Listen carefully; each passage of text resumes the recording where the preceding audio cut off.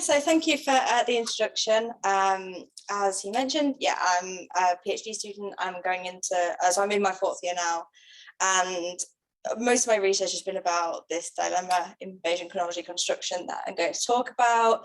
But before I get there, there's quite a lot of background that needs to be motivated. It's stuff that I certainly didn't know when I started my PhD. I come from a mathematics and statistics background myself, and it includes quite a bit of archaeology. So I'll start with that stuff. So if there are any kind of chemists watching, they'll probably know this guy, but he's Willard Libby, and he won the Nobel Prize for his work on radiocarbon dating. So even if you don't know Willard Libby, you probably do know radiocarbon dating. So the reason why radiocarbon dating is possible is because living things absorb carbon. So as we interact with our atmosphere and our environment, as we eat other animals and breathe the air, we absorb all the different isotopes of carbon, including carbon-12, which is the most common, and the radioactive carbon-14. So when the living organism dies, it stops absorbing this carbon. And what happens is the carbon-12 stays constant, but the carbon-14 starts to decay. So because the way that radioactive isotopes decay follows the law of radioactive decay, Willard Libby proposed that, well, can we use this to date organic matter?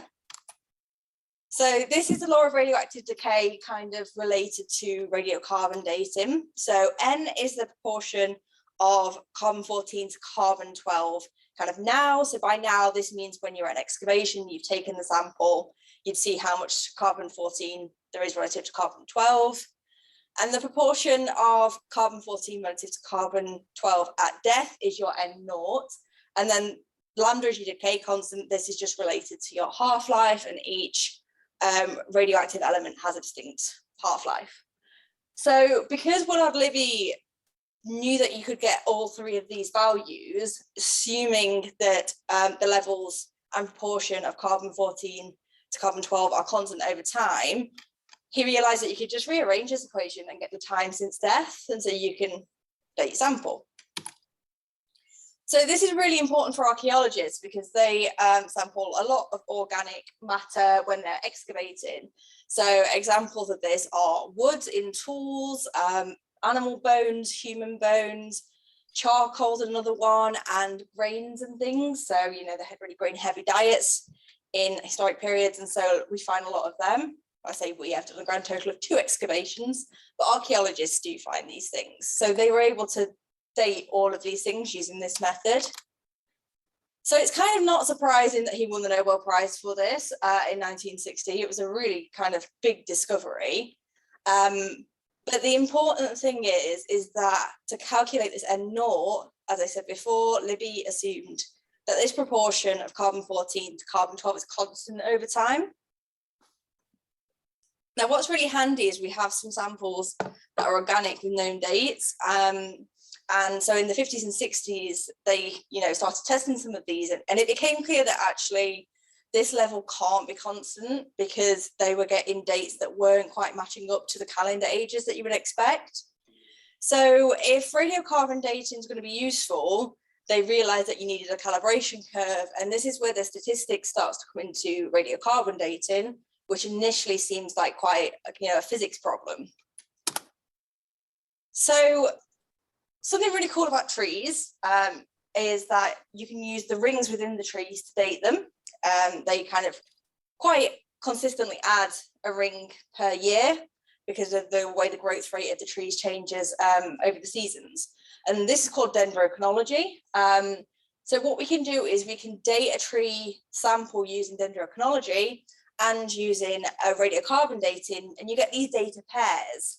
And so early researchers realized that we could use that to calibrate radiocarbon ages to calendar ages and build what is a calibration curve. And there's huge amounts of work done now by radiocarbon dating laboratories. They use lots of different types of samples, not just trees. Anything that's organic can be dated, but also has an accurate calendar age dating method can provide data for these calibration curves. So initially, they just pretty much worked on the tree data from the local dendrochronology labs, and they had these local calibration curves, which was good. It was a start, but they differed from location to location. And so collaboration between the labs confirmed that these differences weren't due to laboratory error or anything like that. It's due to the trees themselves. And so not only did the carbon-14 levels change over time, they changed over space as well. So they realized there was a lot of work that needed to be put in to get these calibration curves right. Excuse me. So what became clear is that we needed an internationally agreed curve, so that users could trust the method, but not only that, so that we could get consistent results. So one user could calibrate a sample and another user could calibrate the same sample and they would get the same result rather than using their local curves. And longer curves were needed because initially they were quite short timescale local curves, and archaeologists have samples ranging back thousands and thousands of years. So since the 1960s, an international working group called INCAL have been modelling and revising a calibration curve. I think every 5 years or so is the aim, but lots of things impact that. I think COVID meant that it took about 8 years for the most recent one to come out. But they're doing some really interesting kind of Bayesian modelling stuff now on the curve itself, which I'm not going to talk about today, but if that's the kind of thing you're interested in, feel free to look into INCAL and their work. They do some really interesting stuff. So what the calibration curve allows us to do is we have a radiocarbon estimate, and we're going to call that X. So that's the date that the lab give to us. I give them a sample, they give me the date X, and they also give me a laboratory error. And I can use the calibration curve to calibrate it to the calendar year scale. So on this image, kind of shows the process. So what we do is we assume that that radiocarbon date X with that error sigma, we assume that that is a normally distributed, it's a realization of a normally distributed random variable. And then when we calibrate it, we get this really bumpy multimodal looking distribution. So not quite as nice, but at least it's accurate. It's on the calendar scale. Now you'll notice that on the axes it says carbon years BP and calendar years BP.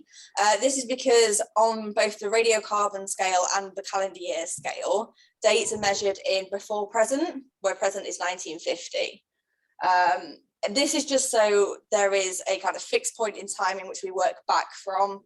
And it also kind of does help because there was massive spikes from the atom bomb testing in the 1960s, and so the curve gets a bit wild from there. So this is a calibration curve, and you'll notice I've plotted 3 curves on this graph, and the reason for that is the calibration curve has its own error as well, which if you think about it kind of makes sense because we are using radiocarbon dates themselves to build a calibration curve, and so because they have their own errors, the curve itself then has that error associated with it.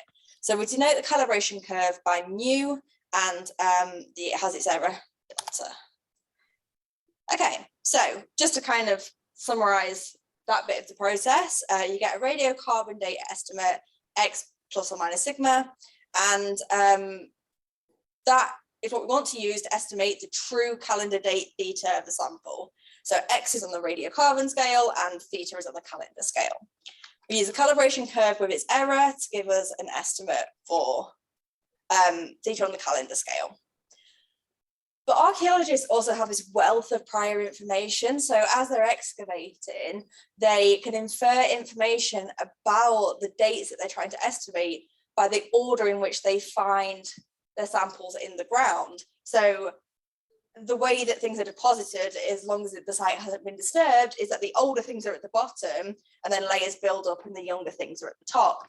So they can make a record of how as they excavate, what layer they find these items in that they're sending off to get sampled. And that can give us some ordering on the dates. And this practice is called stratigraphy. So this is where Bayesian inference comes in. I didn't know how familiar the audience would be with it, so I've kind of put a kind of overview of it. But the idea of Bayesian inference, which relates to Bayes' theorem, is that if you've got a prior distribution that comes from expert opinion, and you multiply that by a likelihood function, which we infer from data, up to proportionality, this gives us a posterior distribution about some parameter that we're trying to estimate. So in terms of archaeology, that's our calendar date estimate theta. We want to estimate theta to the best we can. So we use our stratigraphy as our expert knowledge, and we use our radiocarbon determinations as our likelihood, and this can give us our posterior. So from the graph before, you can see that that had the really multimodal distribution. Due to that, you do have to use sampling methods to get the posterior distribution, but MCMC methods are well established now, and there are a lot of packages for doing that. So kind of what exactly does the likelihood look like? So if we've got n samples where the true calendar dates for, the true calendar date for sample I is denoted by theta I, we take that little xi is a realization of the random variable big Xi, such that that has a normal distribution with mean mu, theta I, and a variance of sigma squared I. So what this means is this xi here is on the radiocarbon scale, and mu of theta takes the calendar age and converts it to a radiocarbon scale. And what this does is it allows us to form this likelihood function here, where over all different values of theta that we want to consider, we can calculate this because we have xi from the lab and sigma I from the lab, and then we get delta I from the calibration curve. And so that tells us the likelihood of any given value of theta I over any given range that we want to calculate it for, given the data that we've got. So it's not a probability distribution, it's a likelihood function. And that's why the calibration curve goes from calendar age to radiocarbon age, which seems a little bit counterintuitive, but it's because we're thinking about a likelihood function and not a probability distribution. Prior knowledge is much nicer, although ironically, this is what means that we have to use sampling methods. So the prior knowledge, how we represent this, is just an indicator function. So the archaeologist comes to us and says that my dates have to be in a certain order. And so this indicator function becomes 1 if it satisfies those stratigraphic constraints, and it's 0 otherwise. So quite intuitive, I hope. So from the posterior, like I say, only up to proportionality, but again, once you've sampled, you can normalize your distribution, so we don't worry about that, it's only up to proportionality. We can obtain a posterior probability distribution for our estimates for our calendar dates given our data. So we have our indicator function here, and you just multiply that by the product of your normal likelihoods, because they're independent and identically distributed random variables. So we can just multiply them all together. So I popped in an example just because I know when I first came across this, it didn't really come across as super clear what was going on. But like I said before, suppose we've got 3 layers at excavation. You've got old things at the bottom, younger things on top. So I'm going to represent these things as theta 1, theta 2, and theta 3. I've sampled from 3 layers. Theta 1 at the bottom is the oldest, theta 2, and then theta 3. And I've got this radiocarbon data here from the lab, suppose. So this is what the likelihood functions look like without any ordering included. So this is if you calibrate your radiocarbon dates and then do nothing else. So they all look quite similar, which I guess for an archaeologist, they would find that quite concerning, because they're going to go, well, I know that some of these are older than each other. I would expect them to look a little bit different. But due to the errors on radiocarbon dating, you sometimes get these quite wide distributions. So now if we include the ordering, it's not totally clear. I'll go on to the next slide and it's a bit more obvious, but you can see now that it's peaked more here for the older date, and the younger date has a higher probability around the younger dates. So it has made a difference to the distribution. So here's a comparison where the blue line is the likelihood and the red plot is the probability, the posterior probability density. And you can see now that there is kind of no longer this peak of probability here, it's much smaller, and the same here. And this is only with 3 dates. So normal stratigraphic evidence has way more than this, and so you'll get this kind of constraint on a much bigger scale, and it can make a real difference to your results. So there's other constraints we can add to the model as well. Archaeologists often group contexts into groups or phases. Both are used in the literature. And so given D groups, we can denote the start of group J, start and end of group J as an alpha J and a beta J. So alpha is the start, beta is the end. And these just represent boundaries for phases in time. And then you can let NJ be the number of dates in a group. So we just slightly change the notation that theta ij is now the ith date in the jth group / phase, whatever the archaeologist is calling it. So this adds a hierarchical component to the model, because now we have that theta ij, given these phase boundaries, is uniformly distributed. So we have no preference for where it lies in that phase. We have no knowledge that tells us where it lies in that phase, but we do know that it must come after alpha j and before beta j at 2 dates to constrain that group. And so you change the prior, and all you do is you just add your uniform component to the distribution here, and this gets you your new posterior distribution. So in terms of the sampling, it doesn't make it any more difficult, but what this means is that archaeologists now get estimates for length in time. So it might be that they've got samples that they suspect is from when somebody set up a village and then they packed up and moved on, and they want to know how long that settlement was there. So we can give them estimates for the start and the end of that settlement. Essentially, that's what this alpha and beta is doing. So it allows us to represent either changes in depositional rates or breaks in the deposition, and all this means is things being deposited. So kind of if they might, burn cook some food and then build a fence and then knock it down and leave it and move on, things like that. They can infer things from this, and so we want to represent that in the model. So the final bit of structure I'm going to talk about today, before I actually get on to the dilemma that we're interested in, is I'm going to refer to this a lot as phases. When I say phases, I'm talking about the outermost groups. So you can have as much grouping structure as you want, as the archaeologists want in this model, and you can incorporate it into the simulation. But the outermost phases are usually called, the outermost groups, sorry, are usually called phases. So Nicol and Jones, 2001. Okay, I'll have a look at the end.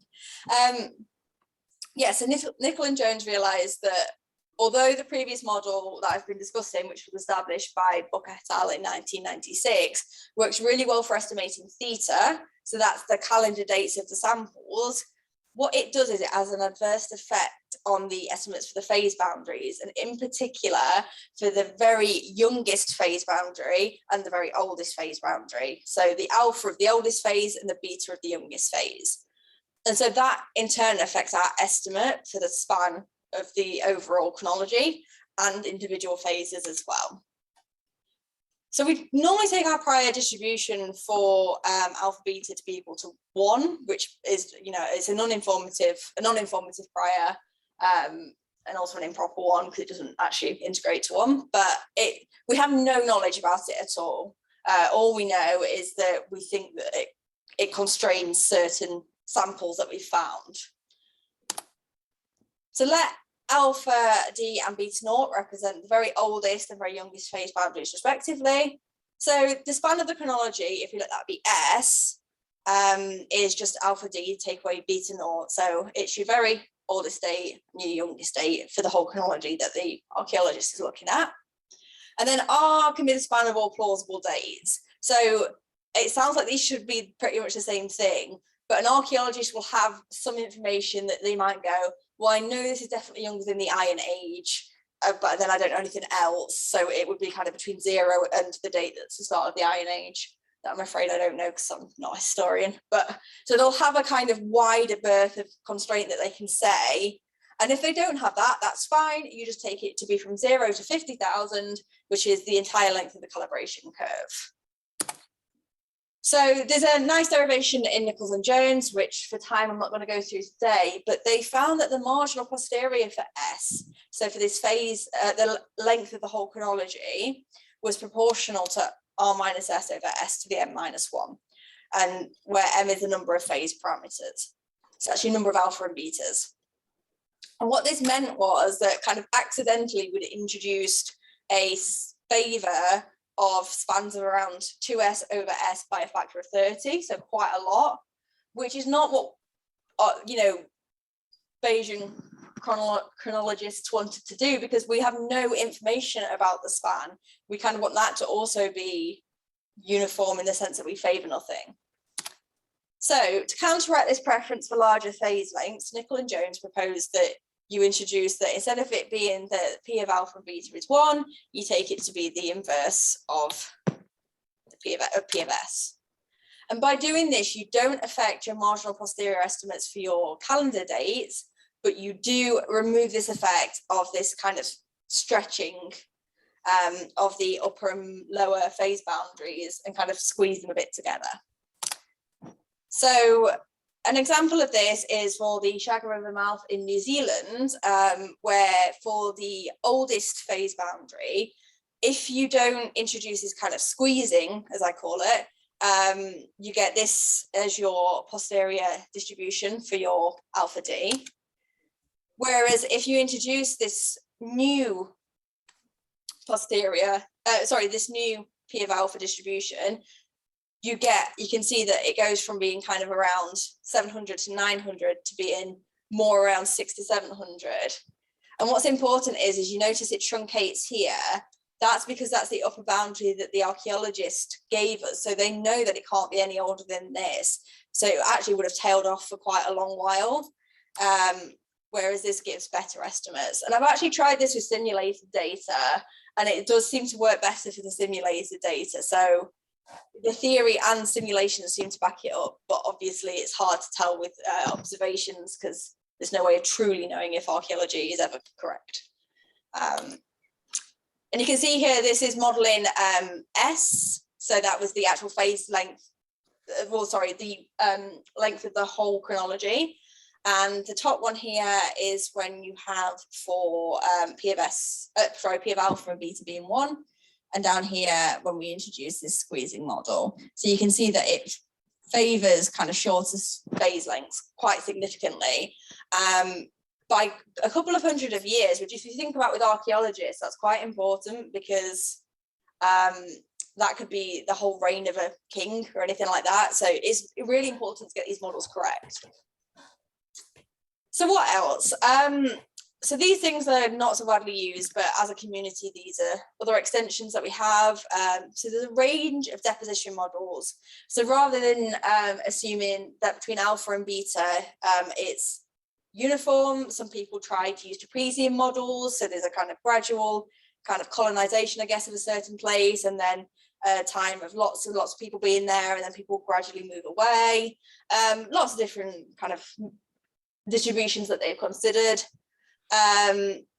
They also have looked into allowing for spatial structure, so relationships in space as well as time, outlier detection for samples that have gotten in that shouldn't be there from animals, burrowing and things like that, and then sample selection, so assessing which samples are most effective to send off radiocarbon dating, because it's actually really pricey. It's about £500 per date, and archaeologists don't have a lot of funding, so they want to kind of do this in the most cost-effective way. So those aren't the things that I've been working on for my PhD. I just kind of included them for completeness. The two problems that we're working on is the first one being that archaeologists don't always agree. So they might provide different prior knowledge. They might have interpreted the stratigraphy in different ways, because it's not always that lovely, neat kind of layers of soil that haven't been disturbed. And due to poor model selection options, it's usually that a single model is just decided upon and it's assumed to be the correct one. So Bayesian models are built by hand, and this takes a long time, and this feeds into why we only consider this single model.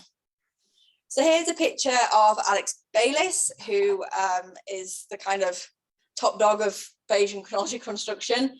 She does great work for Historic England, and she, you can see here, is working on massive pieces of paper. So those little blue boxes are representing layers of soil that have samples associated with them. So because there's not software out there to manage this large volume of data, this is why it takes such a long time. So the purpose of my PhD was to build prototype software to allow archaeologists to automate this process. So allow them to combine their prior knowledge, so that's the stratigraphy, with their radiocarbon dating evidence, automatically allow them to adjust the model if they do or don't agree, save multiple models, and then calibrate that, run the simulation and get the posterior density distribution for multiple models.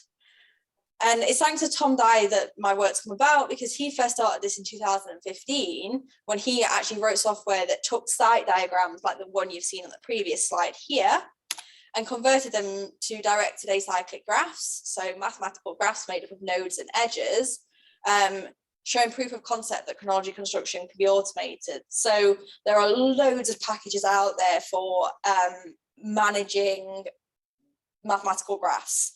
And so by showing that we could represent this archaeological data as a mathematical graph, it meant that then we could automate the process of building the chronological model and the kind of Bayesian inference, because we could feed it into an MCMC algorithm.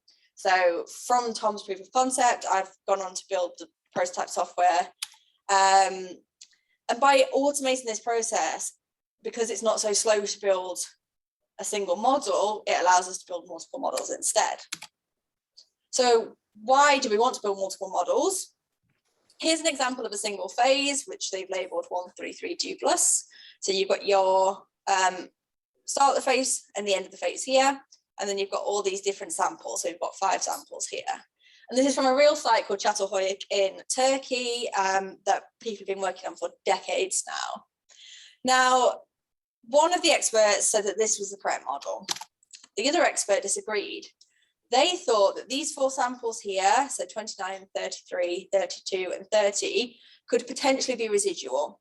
Now, what this means is that they may have come from further down in the soil and then have been dug up and redeposited in a younger layer of soil. So they were perfectly happy that it must be at least older than beta 1332 plus, but they weren't sure that it was definitely within this phase. They thought it could be older. And so they wanted to include no edges here, only this edge here.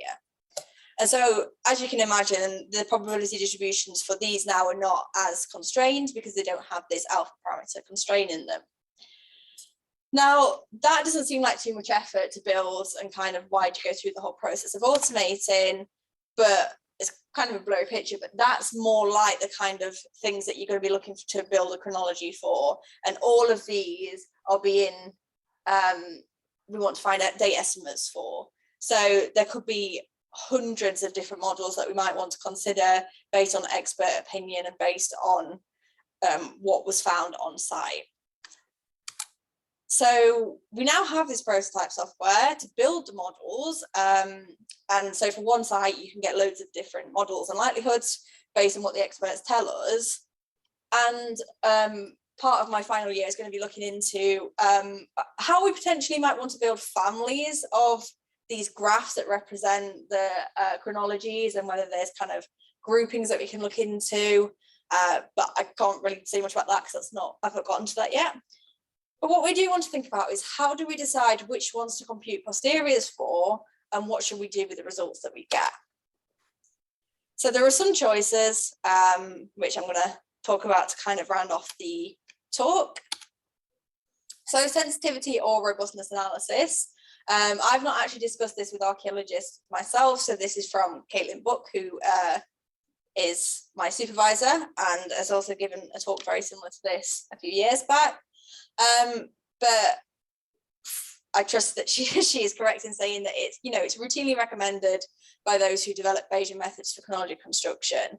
And users tend to explore kind of key modeling choices as they're doing this. but it's not necessarily done systematically. It's kind of a lot of modeling in archaeology is done in very ad hoc ways, which kind of makes sense. I mean, it'd be like if I went out to an excavation by myself and tried to do it, I wouldn't do it systematically or very well. I do it very ad hoc because I'm not trained. And it's the same with archaeologists trying to apply statistical methods. So if there are any archaeologists on the call, I don't mean that in a rude way.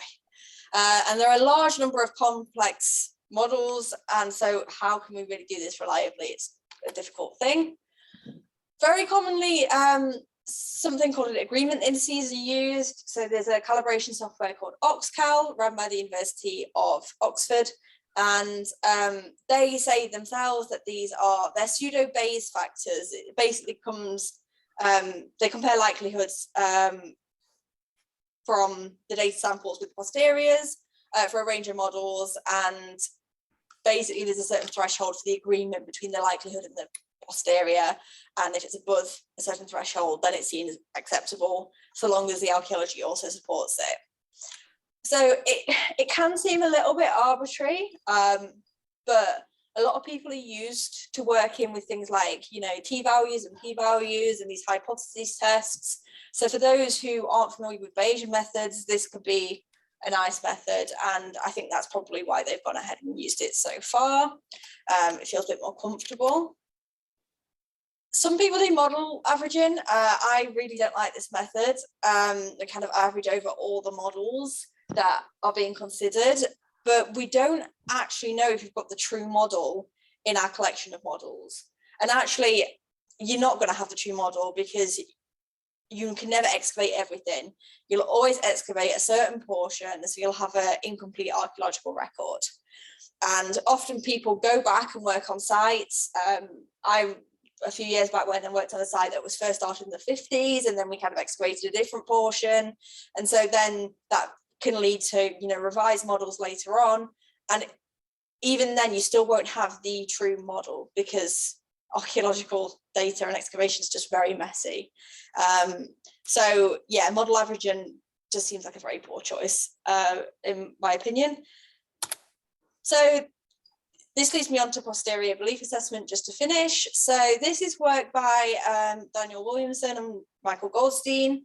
And they say that posterior belief assessment is a methodology that allows us to obtain beliefs for key quantities of interest using as many forms of prior and likelihood modeling judgments as we are prepared to consider. So you can consider as many of the as many models as you want. And the important thing is you don't assume that you have the true model in your ensemble. So that's really attractive from an archaeology point of view, because we know that we don't. And so when we say it's designed for the situation we find ourselves in, because you can consider X number of models, is not a limit on the number of models you can consider. When we've got these big mathematical direct data cyclic graphs, there's, like I say, hundreds, if not thousands of models that we can consider.